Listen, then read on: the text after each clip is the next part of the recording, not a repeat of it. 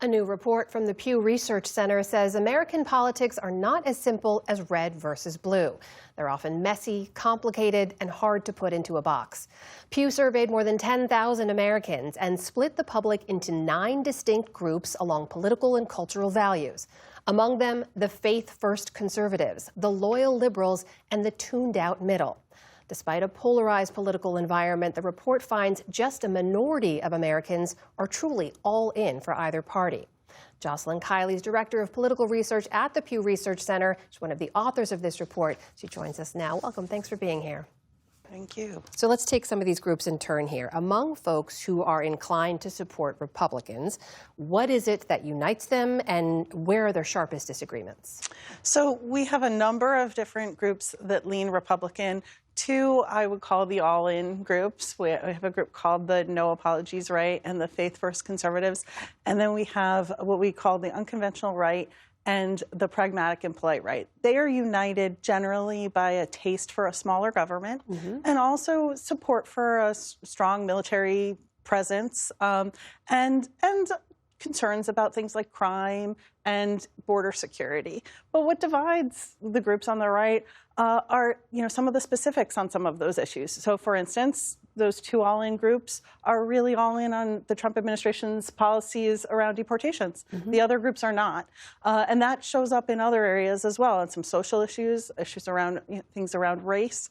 Also, even what the role of government should be. That group I mentioned called the pragmatic and polite right actually doesn't like a bigger government, but also does see a role for government in healthcare and so forth. And we see similar dynamics on the left. Tell us more about that. Sure. We've got our loyal liberals and our leftward progressives. And then we have groups that we call our order and opportunity left and our left-out left. And what we see is some traditional moderate and liberal divides on the Democratic side. So those middle groups are still groups that want to see a secure border, but they're also quite economically liberal. At the same time, our groups like leftward progressives and loyal liberals are much more liberal on economics, on immigration, and so forth. And we also see some divides when it comes to some social issues. So let's talk more about the group in the middle, because oftentimes around political conversations, it's the loudest people, some of the more extreme voices that tend to dominate the conversation. You identify this group called the tuned-out middle, who are somewhere in that middle there. How big is that center group, and what defines that? Yeah, so in general, we have all the groups in the middle tend to be less politically engaged, but the group we call the tuned-out middle is really very low political engagement.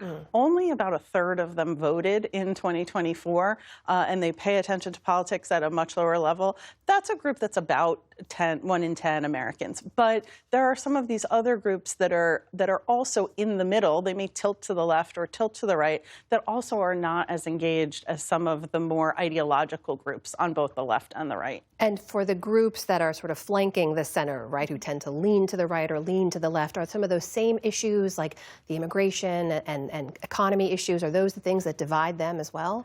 They are to some degree. So I'll take the left as an example. Our order and opportunity left, which is a moderate Democratic-leaning group, a little older, very racially and ethnically diverse, financially stressed. They really do want, that crime is a top concern. They want a secure border. And so they separate in some ways from the groups that are further to the left. But there's a group also sort of in the middle on the left that we call the left-out left.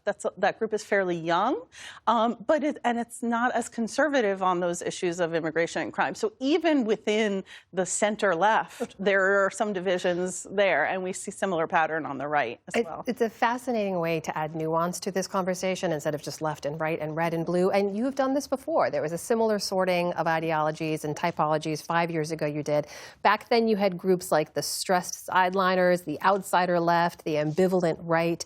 When you look at how the groupings have changed, what does it tell you about where our country's gone in the last few years? Yeah, I mean, there's a through line. So some of the DNA is the same. We do name the groups anew each time. But one of the things I think that we're seeing on the left in particular, that group I mentioned called the leftward progressives, they are the most left. They are about 7% of the public overall.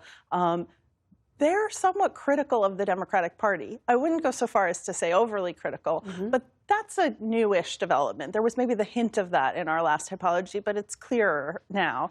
And on the right, I think some of what we've seen is a reshuffling, that the coalition on the right, we had a group last time around that we called the populist right. It's not that that group doesn't exist anymore, but it's been absorbed into these other groups in some way. So for candidates looking ahead to the midterms, they're going to have to appeal to some of those center groups, right, to build a winning coalition. How do they do that? You know, midterms are really interesting because they're, individual elections in 435 places. So it's very hard. But I think one of the keys is that the people who are most active in the primaries tend to be on those ideological wings. But in the general, you need to win over some of those groups that maybe aren't so all in on those issues. And that's going to be a different thing, both on the left and the right, and honestly in different districts. Do you need to, on the left, you've got this group called the Left Out Left, you need to motivate them. They need to have a reason to vote because they are younger, they're less engaged in politics. On the right, there's this group called the Pragmatic and Polite Right. They're the oldest group in the political typology, and they do tend to turn out, but they are much more moderate and in their positions than a lot of other right individuals. So you'll have to kind of persuade them that you are more moderate if you're trying to appeal to that group. All right, Jocelyn Kiley of the Pew Research Center. Thank you so much. Thank you.